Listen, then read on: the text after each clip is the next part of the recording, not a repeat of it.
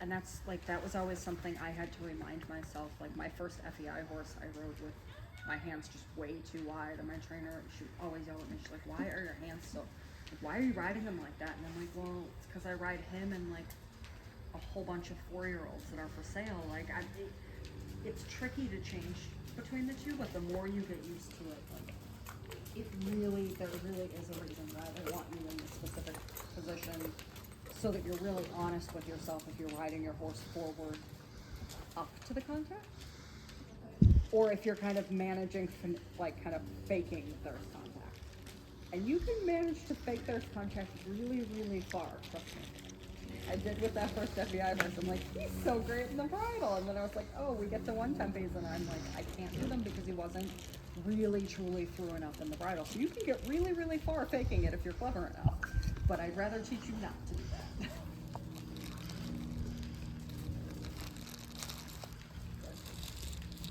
And also really making sure that you get out of the habit of wanting to do the piano fingers thing. You really want, that's a big one.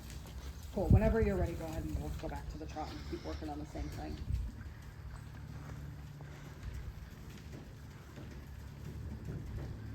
You've done a really nice job of getting him to be a heck of a lot more even than I remember him being from before.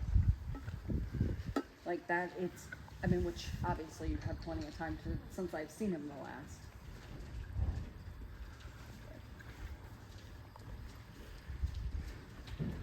Good. And after like thinking about changing your arm position, the next thing I want to work on is really making sure that when you're sending him forward, be careful not to be gripping too much with your thigh and sending, because you feel that happening, but that's when he gets a little bit sticky, right? So you really, for me, it helps me a lot to think about, to keep my leg more drapey and make sure that I'm not using too much pressure from the thigh to get them forward.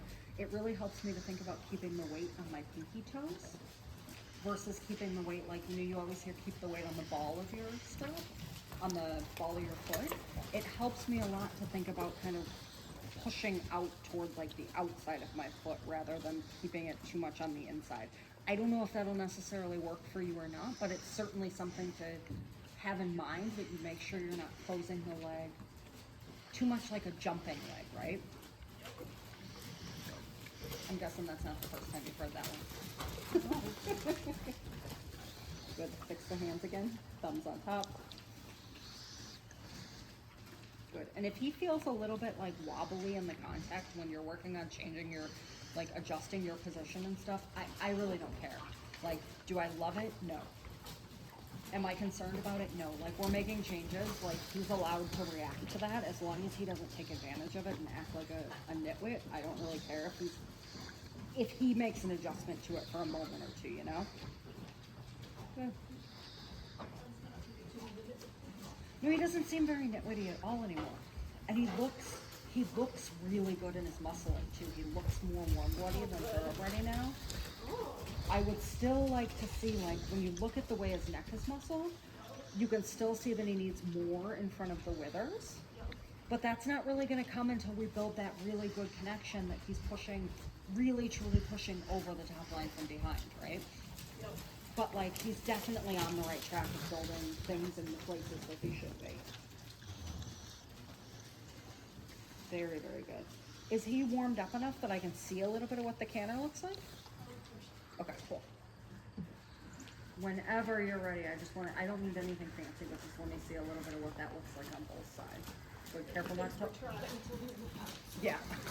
I was gonna say, I'm like, I don't want him to like go to sleep on us because we're working a lot on you. We want to make sure we keep him in tune too. Good. Careful not to, like, when you want to get him more forward, be careful you don't accidentally overbend his neck right in front of the shoulder. Really think about using that outside leg to kind of send him through to the connection from your outside aids as well.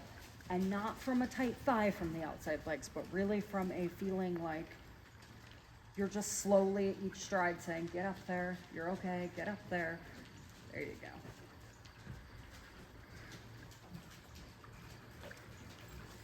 Good. Try not to let the elbows creep back too much. I know when you're trying to get him to canter, it's weird to go from a place that is not your normal feel, but I still got to talk to you about it.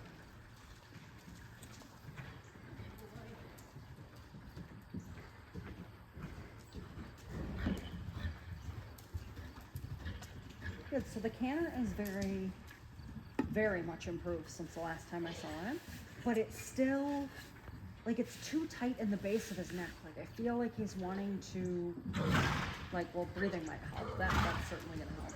But I feel like he wants to turtle his neck in and hold himself, like, from the muscles, like, right at the top of his shoulders, if you can kind of picture what that would look like.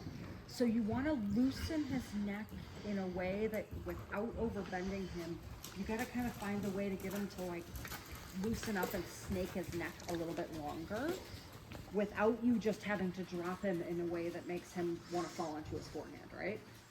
So it's going to be really subtle. You're going to have to kind of play a little bit like that he gets a little bit through more on the outside. Good, hands in front. Really think that you want to canter him into a longer neck, so it's a more supple feeling, so that you're getting that top line a little bit looser, a little bit longer. And if that canter feels like it gets a little quicker or a little bit off balance, I think you kind of got to live with that a little bit, because so what's happening is he's kind of trying to learn to canter by, like, holding his breath and holding his top line too tight. You feel that, right? Yes. Yeah. So you've kind of got to be willing to upset the apple cart a little bit as far as, like, suppling him, and then giving and being willing to risk he might break. But if we don't give, there you go. Super. Good. Pat him once with the outside hand, just kind of scratch his neck. Yeah, on the outside. Good. Just so that you really release on that outside rein and open, like, the feeling and the connection that he can kind of stretch down to it.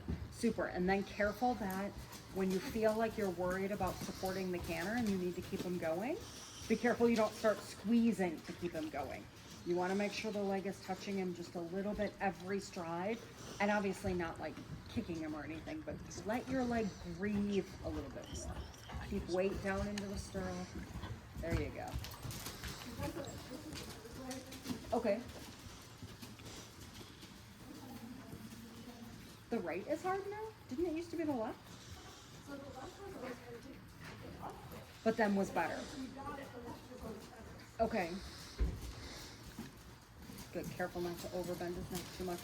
Feel how he wants to, like, tip out at, like, C2 kind of? Yeah. Make sure that you're really thinking about keeping him straighter through, like, your outside knee forward toward the bridle.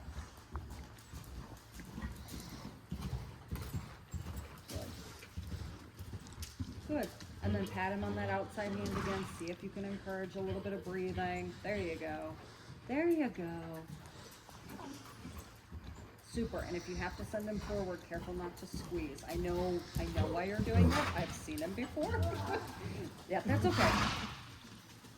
Unfortunately, right now, I think until he learns how to take a deep breath and, like, stretch out that top line. Yeah, I was gonna say he just isn't quite figuring out how to. He isn't quite figuring out how to hold his own balance there. So you've sort of just got to be really patient about set him up and hope he gets it. And if he doesn't, just quietly repeat it. There you go. Good. Very good. Pat him with the inside once. Good. Super. A little bit of outside feeling like the knee is riding forward toward the bridle and making sure you're not closing in on the thigh too much. Yes, good. Super. Pat him on the outside again. Good job. Good job. Very good. Super. And then try to shorten up that outside rein if you can while you're cantering. It might be kind of hard to do. But don't make him any tighter because you shorten it. Think about that you want to keep the elbows out in front. Canter him out to it. Keep cantering him toward that outside rein, feeling like the knee is riding him forward, not getting tight in the thigh. Push. Yes. Yes, yes, yes. Super. Pat him. Even though he didn't get it all the way, still pat him for trying.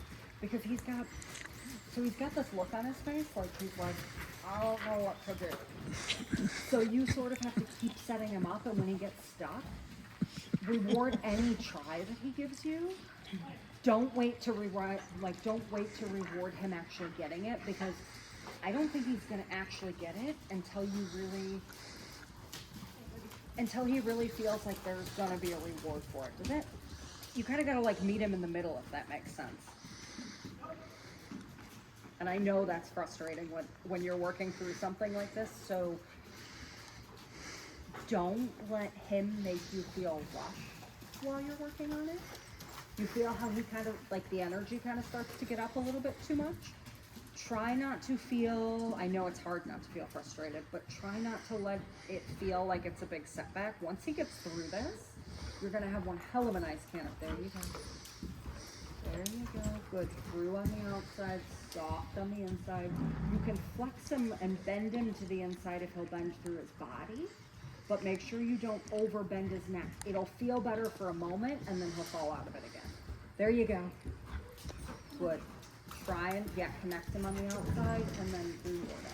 So that's where it gets tricky and he wants to try to swap out on you behind when you really get him into that right place, right? Yeah. Good. Through on the outside rein, be patient, get him a little bit rounder there first. Good, rein short. Oh, goes out in front, there you go. Good, and just keep riding through. If he wants to stretch too much, that's his problem. You're gonna keep sending him forward through his back. Good.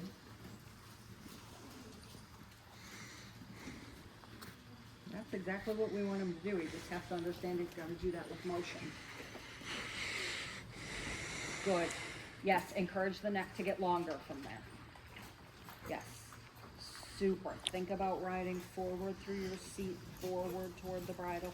You want the feeling in the hand to be almost like the reins are sticks and like you could push his neck out and down. Obviously that's not possible, reins are reins, but that kind of a feeling that as you're riding forward, you're really trying to encourage that his top line gets longer. Until he really gives you that like ridge over his back where he lets that withers go looser, I don't think you're gonna get a breathing feeling. Yes, pat and reward him, good. Super. Super, encourage the neck getting longer again, stretch him down. Yeah, that's the trick, huh? That's the trick.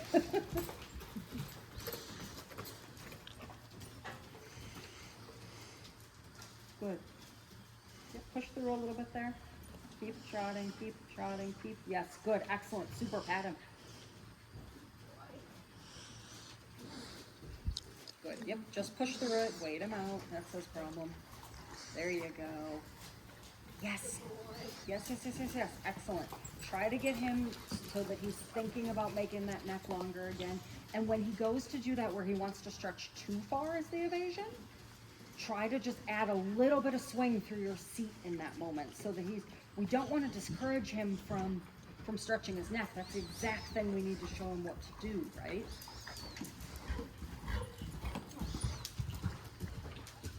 Good. Good, good, yes. Good, careful not to add too much, like, I want him to go, but make him go in a way that makes him stretch his top line out. Be careful that when you ask him to go forward, that you don't encourage the like pogo stickiness with your seat, right? You want to really canter him off of a light, loose, there you go, off of a lighter, looser leg. Let him stretch through the outside of his body a little bit more if you can. Yes. You're so close. Very good job. Not bad, yeah? I know it's frustrating. You can let him have a short walk break, mostly for you. So when you feel that where he wants to get like up and tight, you want to be really careful that you don't prioritize that he goes. You've got to prioritize that he goes longer first, right? So you want him to go, but it has to be in a way that encourages that he stretches his whole top line out, because he just gets too, like he gets crunched and then wants to pogo. So if you think forward and accidentally block that stretch from happening, then he just gets jammed up and then he gets kind of pissy because it doesn't feel good and he doesn't understand how he made himself not feel good. That makes sense, right? It all makes sense to me. Yeah. Riding it is a Absolutely. Absolutely. Because he feels quite dull today. He So looks then just I a do little bit. stupid shit with my legs. Yes.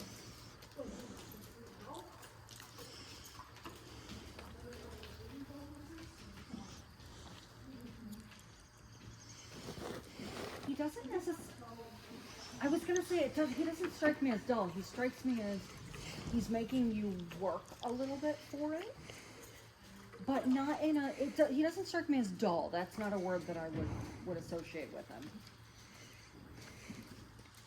So right now I feel like I'm trying to do what I know to get him slightly forward and he's like, Mm-hmm. so then I do. Welcome to taking a lesson. I mean, that's just what happens. You know how Exactly. many times I've been like, so this is what I'm working on, and then they're like, you want to make your horse loud? And I'm like, it might help. So, like, no pressure like that. That's just the way it goes. And the thing of it is, you know, you just got to ride what you have in that moment. And if he's a little bit lazy today for whatever reason and making you work harder, we just got to figure out how to get through it.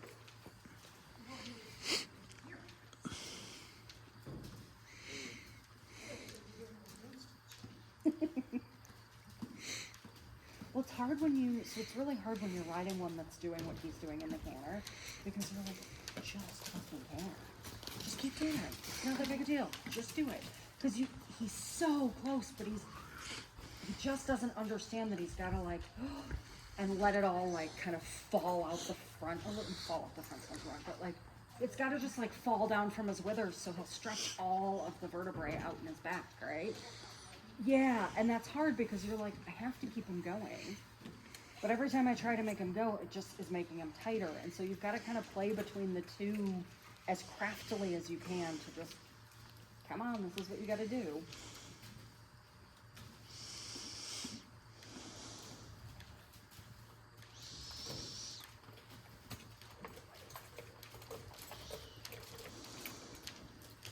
Whenever you have had enough of a break and you're ready, we'll get him going again.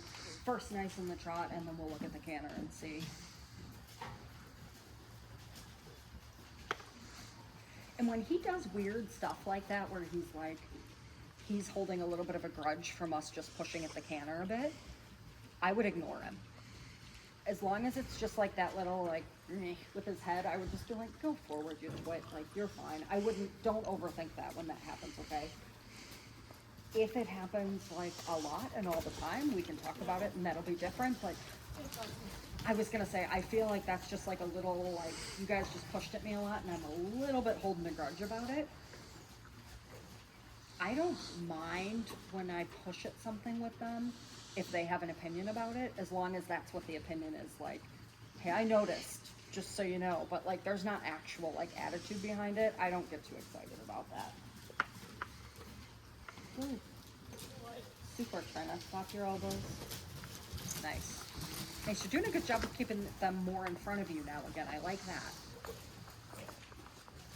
Good. When you're ready and he feels like it's possible, let me see a little bit of the canter on this side with kind of that same idea of getting him to stretch the withers, stretch forward from the withers a little bit more and relax the muscles at the top of his shoulders at the base of his neck.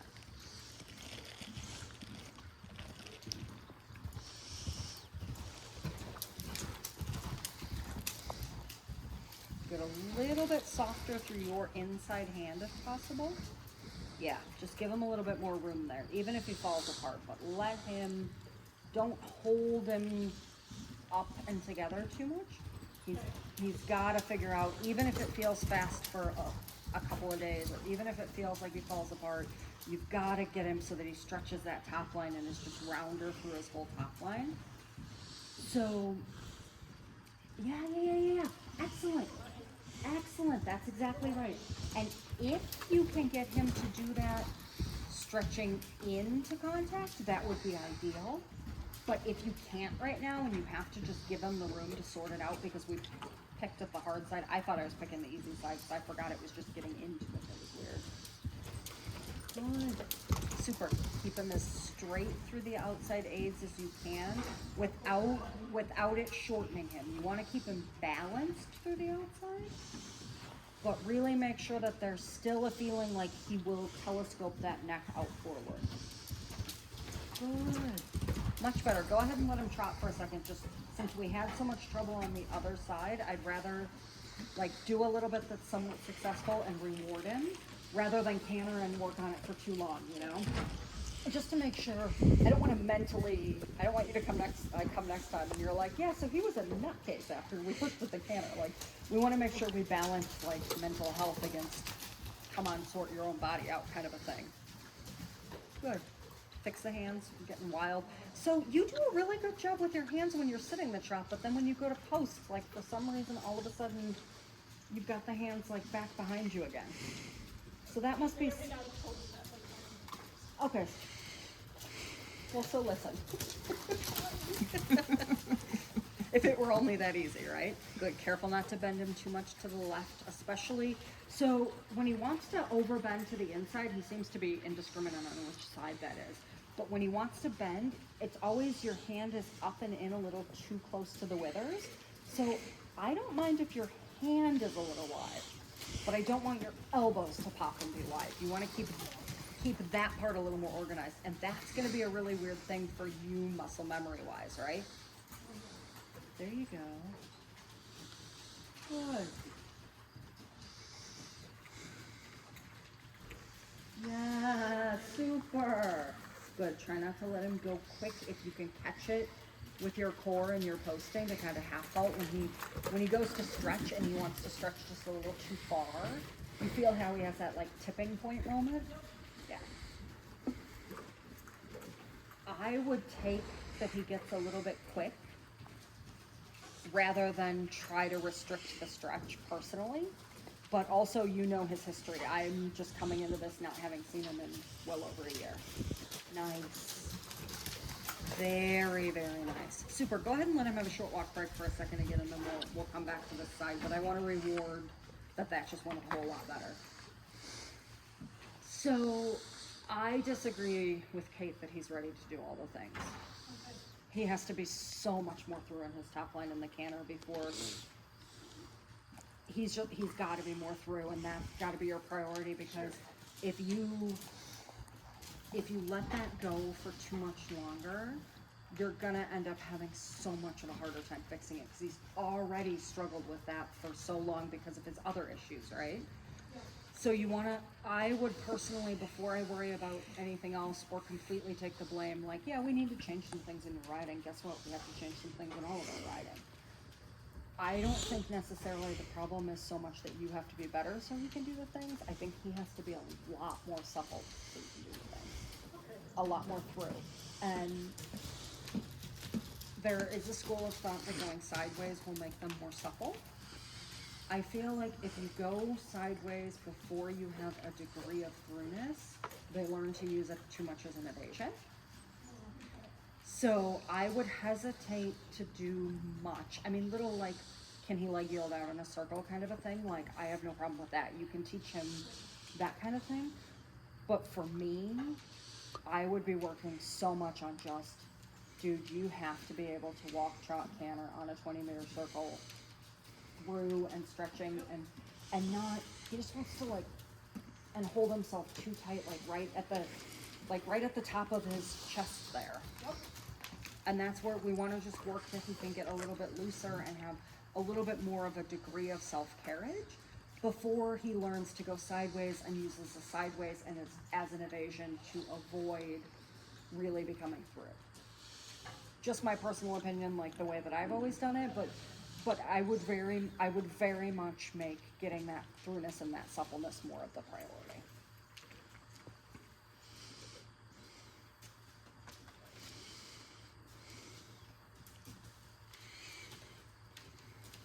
Yeah, see, it wasn't that hard on this side, was it, buddy?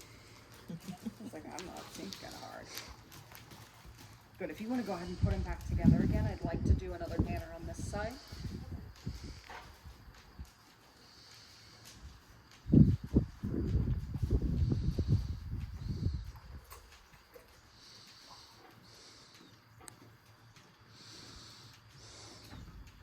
Definitely work in your rising trot on working on the contact as far as making sure you're not riding with with the hand too wide, like all the things that we talked about, right?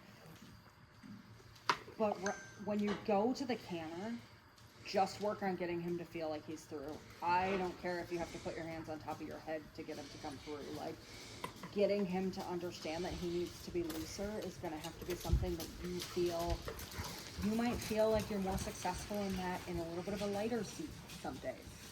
You might feel like you're a little bit more successful if you just got to kind of play with it and feel like, okay, if I make my reins a little bit longer, is that better? If I sit lighter with a shorter rein and more forward, is that better? You kind of have to play with it on a day-to-day basis, depending what he brings you. But just getting him to go there is the biggest first step. We can tweak it and we can make him canter to you and to your position once he's learned how to stretch his top line and use himself a little bit better. Especially considering like that he's gonna have to jump out of, a right leg canter sometimes too, Good. Careful not to lock your left hand in.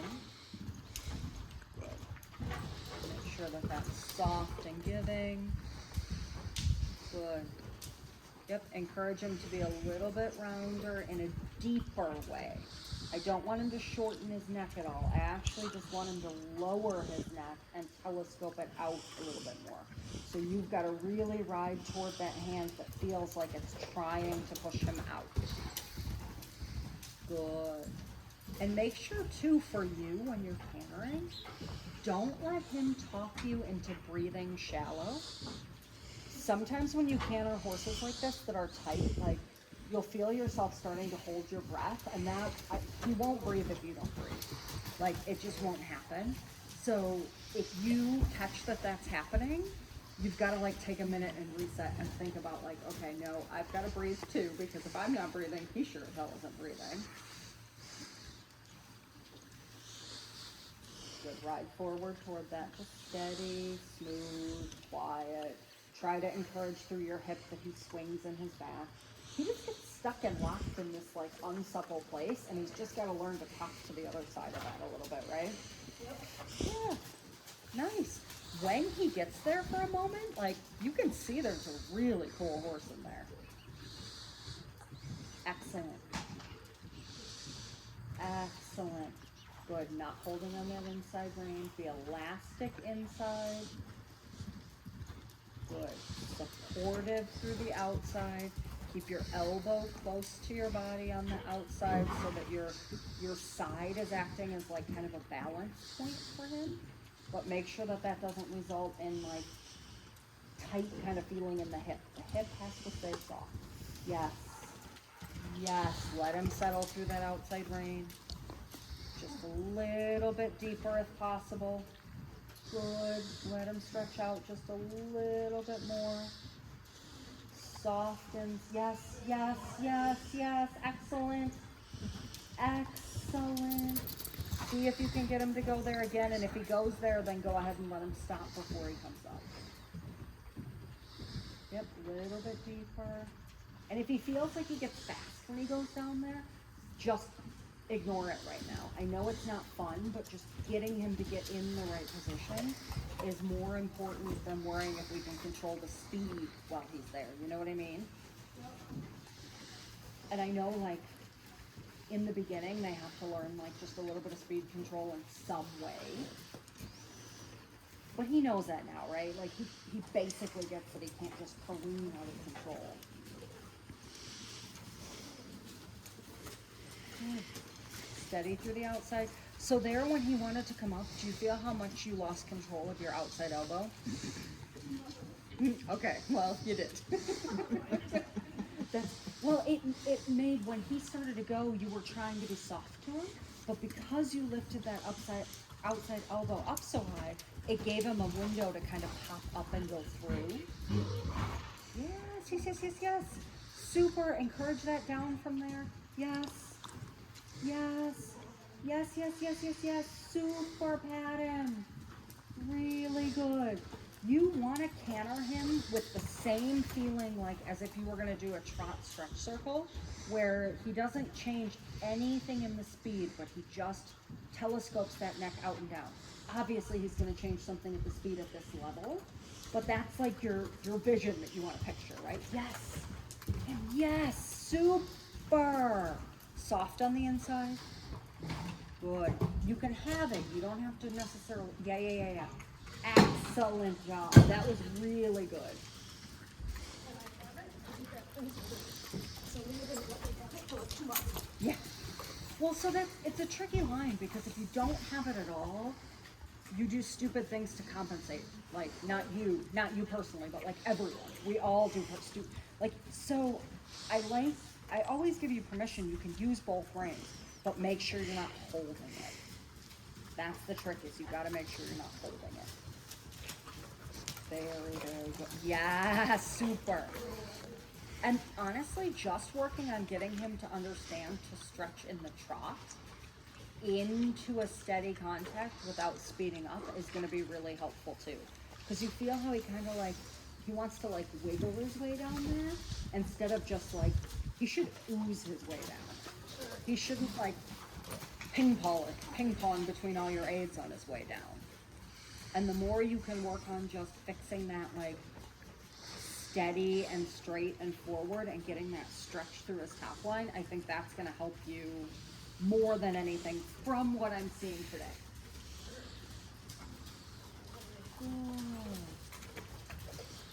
Excellent. Super. Go ahead and let him have a walk break again. This is definitely starting to hit the right direction.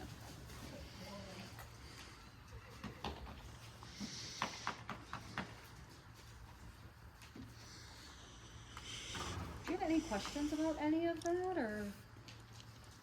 Do you have any concerns about the squatting behind greatly for me? No, absolutely not, because it's a flumus problem. Okay. It'll go away once he's more through. I had a horse at home that actually he comes back every winter because I sold him to someone who brings him back in training. But I had this really cute little horse that I couldn't canter for 2 strides without him changing behind when I got him, and he's perfectly fine now. It's that And I'm not because kidding you, I used to couldn't. do it at the beginning. He used Yeah. to do it a lot. No, I think what happens is it's a combination of he'll do it when he's a little bit tired, and he'll do it when he gets stuck, and he Yep. knows he has to find his way out, but you can doesn't see know where you to can go. see him. He's like, I'm stuck, but it hasn't occurred to him yet that lifting his back up and letting his neck out is the way to get out of it. So once you show him that, I don't think that's going to stay a problem. That doesn't, at this stage, it doesn't surprise me that it's happening or concern me that it's Okay. happening. It sucks for you because it's uncomfortable when it happens,